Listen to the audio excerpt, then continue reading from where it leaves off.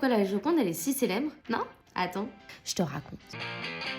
Déjà, faut savoir qu'à la base, la Joconde n'était pas spécialement une star. Léonard de Vinci l'a peinte entre 1503 et 1519. Et ça représentait Lisa Gherardini, une femme de la haute bourgeoisie florentine. Mais à l'époque, ce n'était qu'un portrait parmi tant d'autres. Ce qui a commencé à la rendre spéciale, c'est Napoléon. Tu t'y attendais pas, hein? À un moment, il l'a accrochée dans ses appartements privés au Palais des Tuileries. Bon.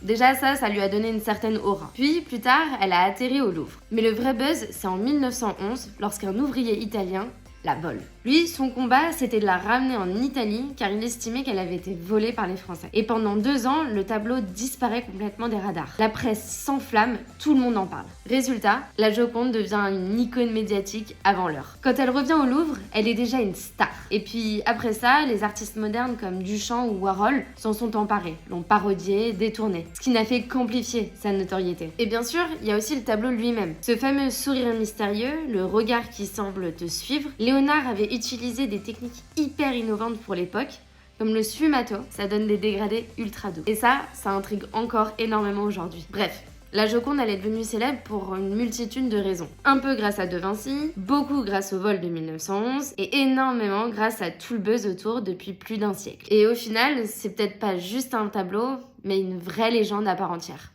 C'est pour ça qu'elle plaît autant.